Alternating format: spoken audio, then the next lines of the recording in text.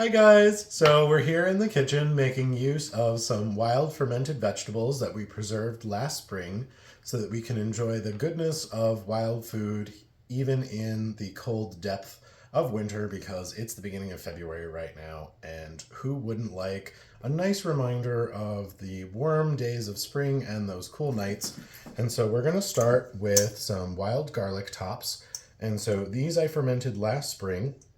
I've tossed off the brine because it got a little yeasty, and I've given them a quick rinse.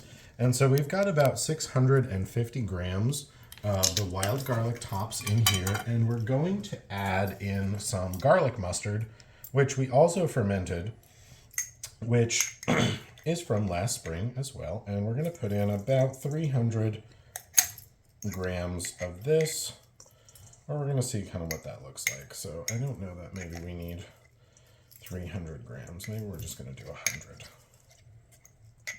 Yeah, that's definitely more. Okay, so we're going to do 125 grams of this instead, because I like the way that looks, and I'm actually doing this more by eye than I am by weight. The weight is really just for you guys at home, so you can make this along with me using the same amount that I'm using here live.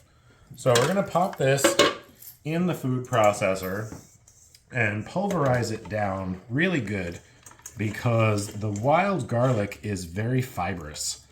At least the wild garlic, the Allium Vignale that I use here in this part of Connecticut, is very fibrous, and so it really needs to be broken down a lot. And that's why we ferment it first, and then we put it in the food processor or the blender, so it's nice and soft by the time you're actually going to eat it. Okay, so the wild vegetables have become pureed enough that they are now small enough and less fibrous, and we can mix them in with our cheese and our meat.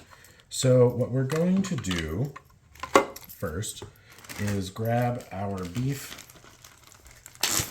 And so these are some bits of beef stew meat that I had cooked earlier in the year, and this is a lot of fat, all of this like jelly substance here on the top of this and in the bottom of this plastic bag.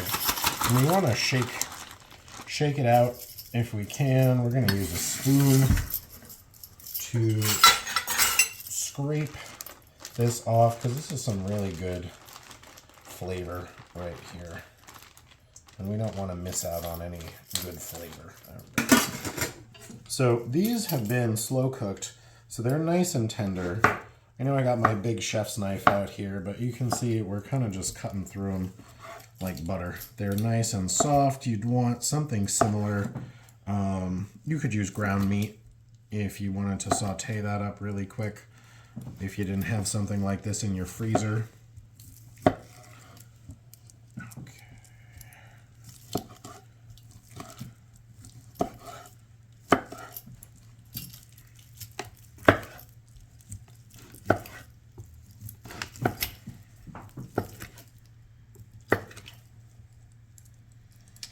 We're going to cut this again.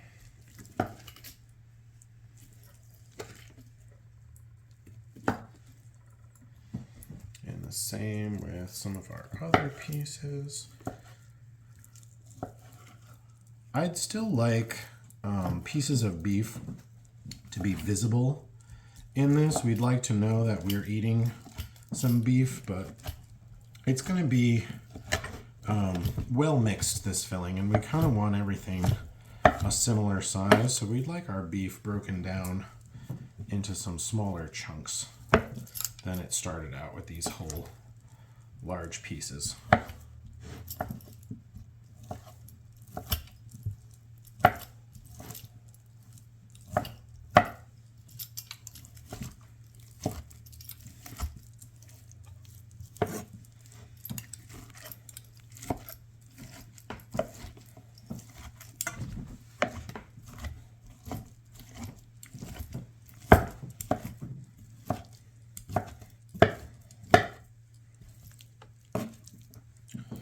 So these are more or less at about the size we'd like them. They're kind of cubed, but in a regular size pieces. As I mentioned, they're already cooked, so we don't need to make sure that this filling gets to a specific temperature because everything inside is already properly cooked.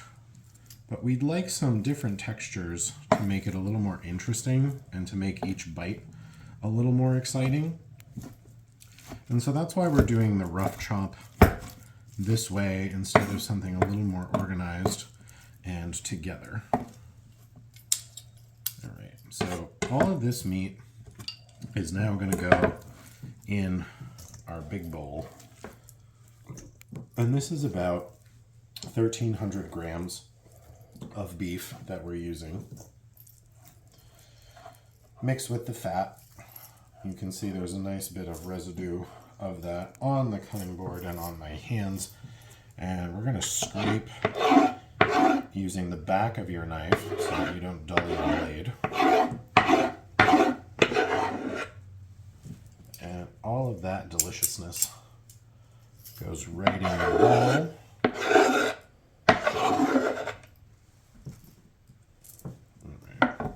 I'm going to rinse my hands really quick, and then we're going to combine the rest of the ingredients in this bowl. So we're going to take the blade out of the food processor and scrape our wild vegetables in here. We're also going to take the top of the food processor and make sure we get the inside of this, because there's a lot of good flavor here and liquid and vegetable material. And remember, we picked all of this ourselves. You don't want to shortchange yourself. You want to make sure you're using every last bit you can. All right, so this is going in here.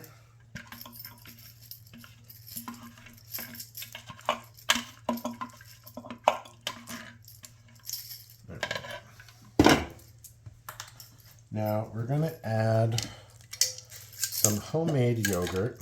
You can definitely use from the store, but I make yogurt myself and I think it tastes better this way. This is some grass-fed organic milk and some starter culture, and that's it. And so we're going to take this and we're going to weigh out, let's see, say 200 grams.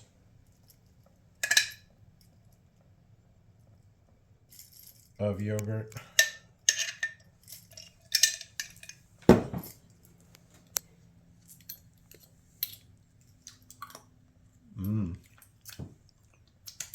Delicious. And add in some ricotta. Okay, well, it would be nice if my hands weren't wet and I could open this package.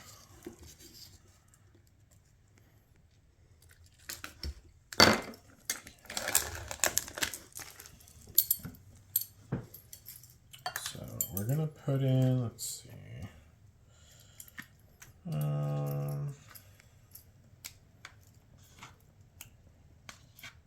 yeah, that looks good. 350 grams of some ricotta. And then we have our fermented vegetables, so we don't need a ton of salt, but we're going to put in a little pinch. And then we're going to put in our spices.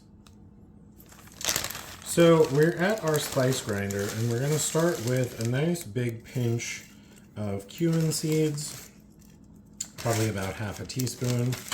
We're also going to add in a pinch of Sichuan peppercorns. Not too much, you don't want your mouth going completely numb. A little bit of star anise, so this is the better part of a whole one here. I want 2 paddles, and then some coriander seeds,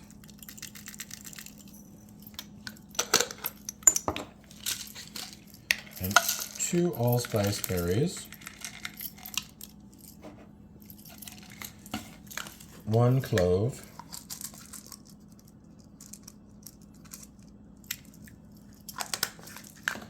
and about a quarter of cinnamon, a quarter of a cinnamon stick.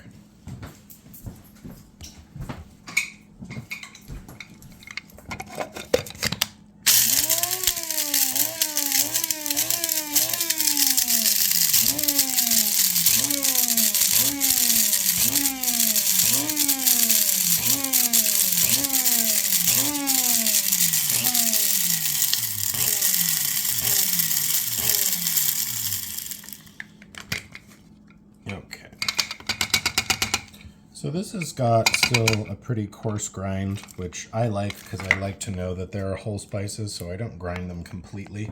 But if you like them a little more pulverized, please feel free to do that. And so this is going to go in here. Make sure you scrape out the inside nice and good. And to that, we're going to add some cayenne pepper, some paprika. This is our favorite, the sweet fern. Nice big pinch of dried sweet fern. We have some fenugreek here, dried in a jar. A nice pinch of that. And then some sumac. So this is some staghorn sumac that I picked last summer. We're going to add a pinch of this. And we're also going to take some of the rind of this lemon. So take your paring knife and remove about a belt all the way around the top of the lemon. You want to make sure that the skin is good and still moist with the essential oil in there. And so we're going to take this belt of lemon rind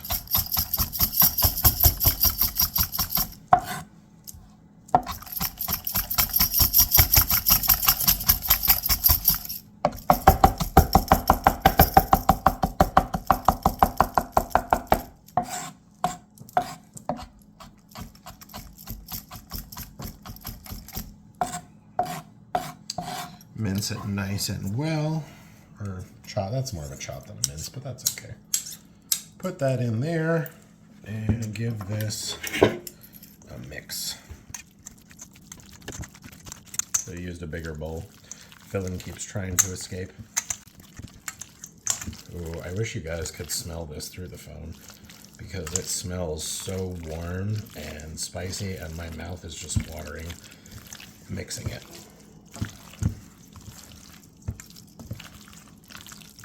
You want to make sure that all the colors are evenly distributed so that you can't see like one particular zone of white or green or pinkish beef color.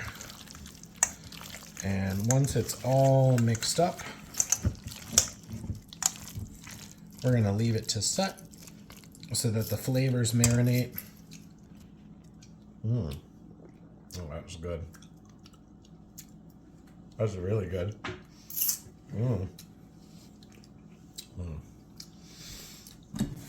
So now we're going to make our pastry for our pie, and we're going to be making phyllo pastry today. So we're going to start with 500 grams of plain flour.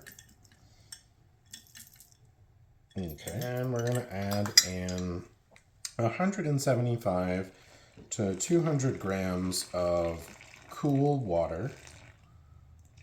And so we'll put in the rest of that. Cool. So that's 188. Then I'm going to put in 25 grams of honey. And this is some really nice local Connecticut honey. This comes from Granby. And this is really excellent. It has the propolis, and it's unfiltered, and it's raw. And so we're going to put in 25 grams of this most excellent honey.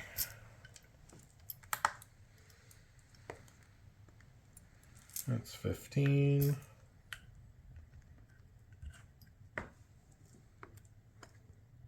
22. 25. Perfect.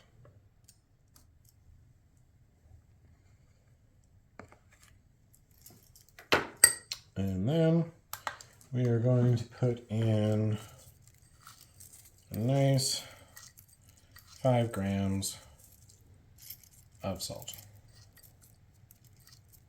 There we go. This is coarse rock salt. I know that looks like a lot, but that really isn't much salt at all. And now we get to mix.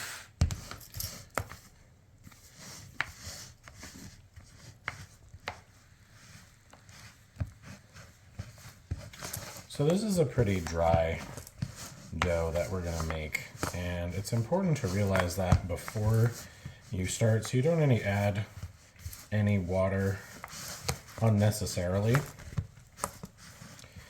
But usually, depending on how humid it is in my apartment, I have to add in just a little bit more liquid to get the flour to moisten.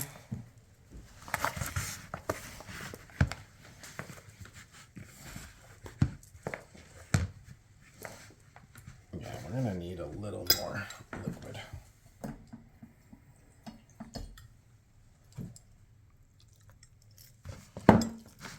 That's maybe 10 mils right there.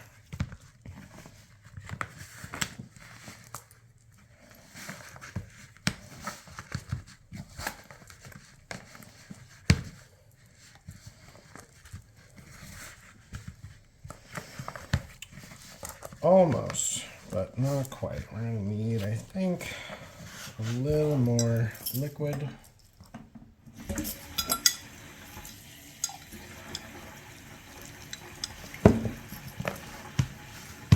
Just kind of moisten the flour on the bottom.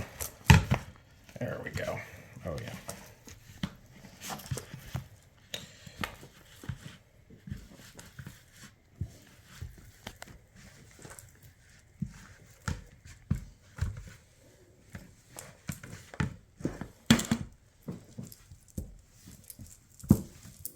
Just tip it out onto the counter. Need the last bit of water in there. There's still a little stuck on my fingers I'd like to get off. There we go.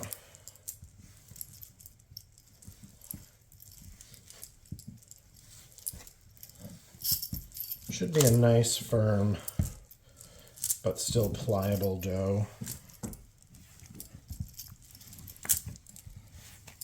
And it shouldn't really stick to your fingers. So if you can use the dough to kind of clean off your hand, then you know the moisture level is right and it's not too dry. So my hand is more or less good and clean right now. This needs a minute to relax. I need to relax the gluten so that it's easier to work with. So we're going to give this just a few minutes while we set up our pasta machine and we get our lard ready to roll out this pie. Okay, so our phyllo pastry has rested nicely. It's nice and soft and pliant. And so we're going to divide this into 4 more or less equal parts, and we're going to roll it out using the pasta machine because it's a lot faster and easier and will take significantly less time if you do it this way. You are certainly welcome to roll your dough out by hand. Oh, the first one always does this. It's all right, we're going to do this a couple of times. So the first getting it into shape, and we're going to roll it out again.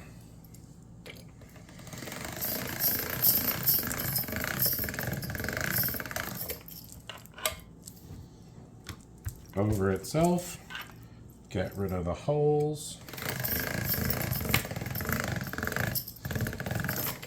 Beautiful. Okay, so now we're going to reduce the thickness on the pasta machine and increase the length of our pastry.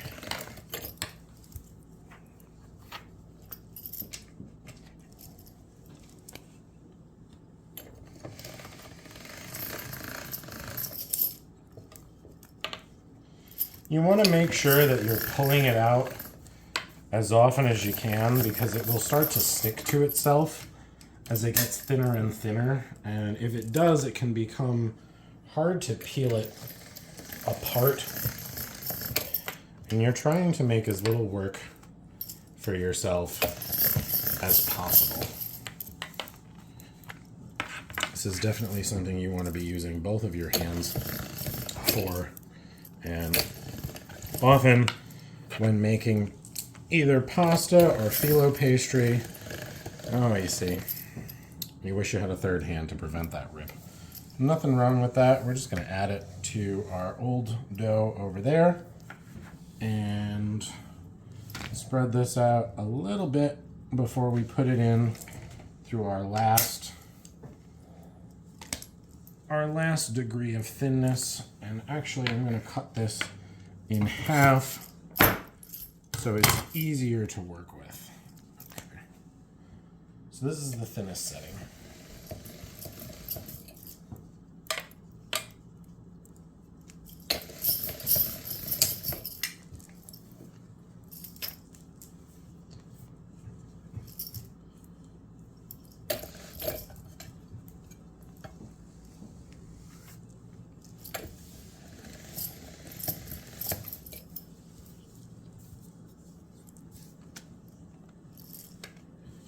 We're trying to be as gentle as we can because what we're going to do now is lay this out on the counter as flat as we can get it so we can stretch it out even further. Okay.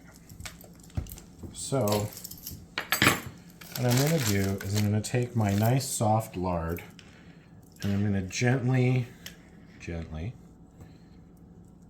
add it to the top of the phyllo pastry. This is going to make it nice and crispy and golden brown. Lard works really well. Tallow works really well.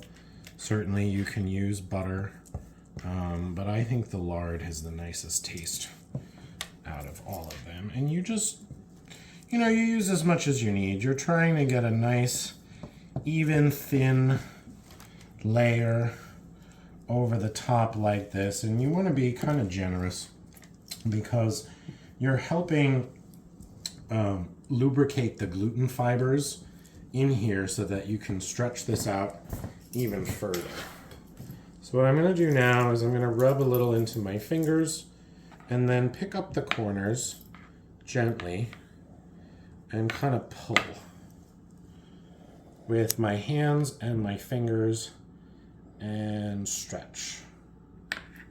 Not so much that it rips, but enough that you can actually read through it. So you're supposed to be able to put like a newspaper underneath this and read the words if you look closely, and that's how you know your phyllo's been stretched thin enough. And what I kind of go for is if I can see my rings or the color of my skin through the pastry, and you actually can start to see a little bit of the copper and the tungsten, which is the black ring that I've got on, through the pastry as I'm stretching it. And so we know that, yep, this is thin enough.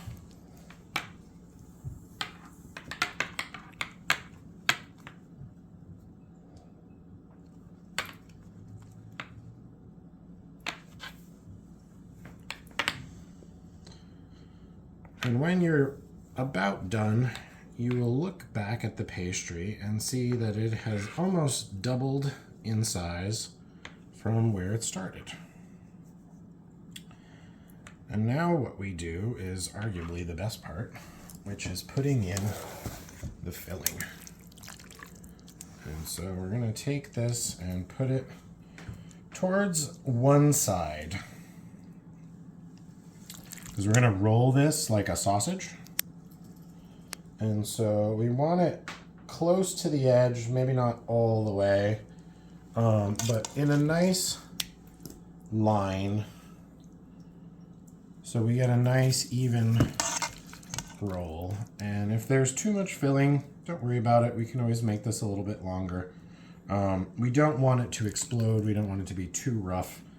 And so This part here, I'm going to be extra careful because it ripped just a little bit. A little extra there, that was a little thin. Put a little more. We're just going to put it down here away from the hole.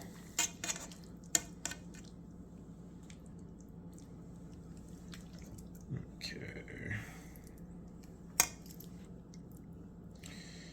All right, we need a little more filling right there. All right. So now that we're there, we're going to roll this gently over itself.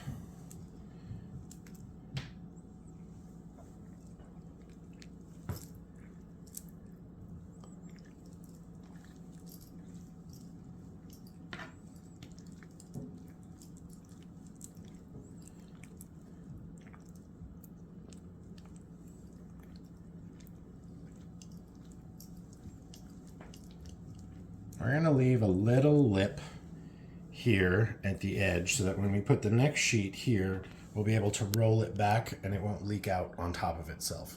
So I'm going to roll that and then we'll be right back. Okay, so we have rolled out almost all of our phyllo pastry and we're just doing the last little stretch on the final layer before we roll up our spiral pie into its final shape. So our oven is preheated to 450 degrees and we have some parchment paper already on a nice baking sheet. And so as soon as the top of this is brushed lightly with lard, it will be ready to go in the oven. Okay.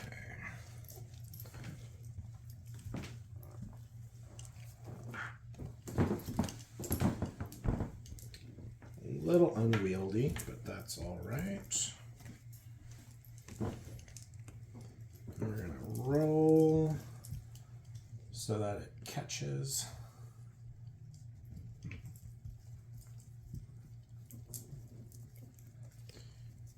Gently so you don't rip your phyllo, but it's definitely sturdier than you'd think. And now we are going to take the ugly end, which is this one, and we're going to just roll it around itself.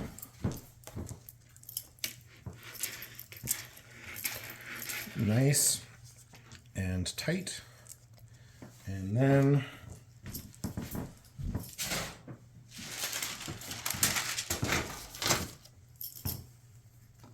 do the best you can to gently scoot it into the middle of the sheet. Take some more of your softened lard and rub that over the top. This is going to make it nice and brown. It's going to melt into the cracks and make this so crunchy and crispy and yummy and fatty. Exactly what you want on a nice cold winter day.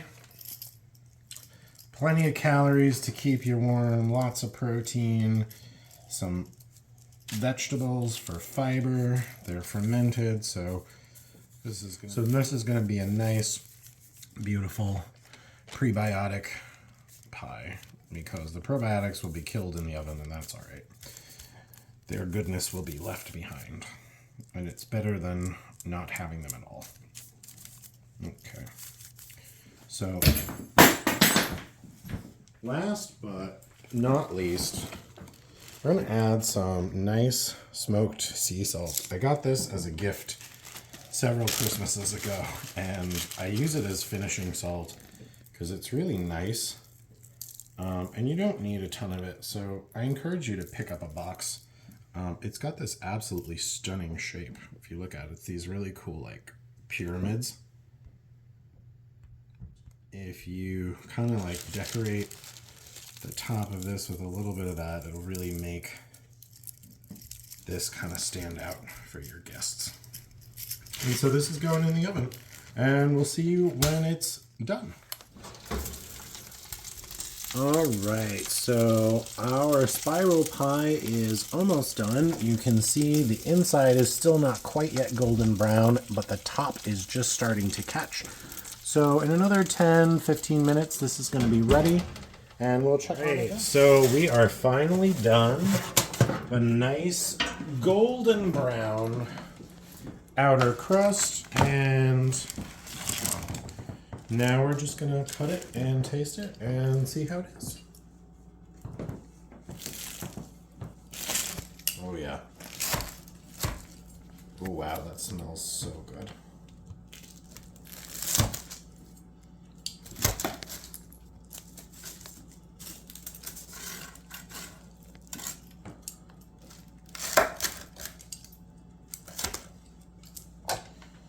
Definitely no soggy bottom on this one. It's nice and crunchy.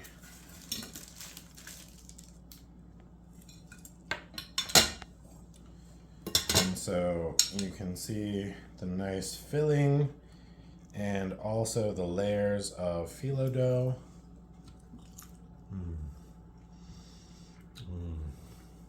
Wow, that's really good. Where's my fork so I can taste the inside of this?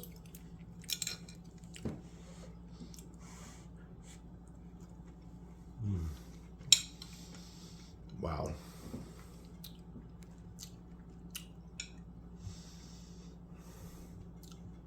Wow, that's really good. And the beef and the cheese and the vegetables and the salt and the phyllo dough and the lard, and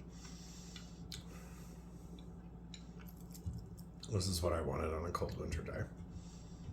Ferment some vegetables, prepare for next winter, enjoy. Happy foraging.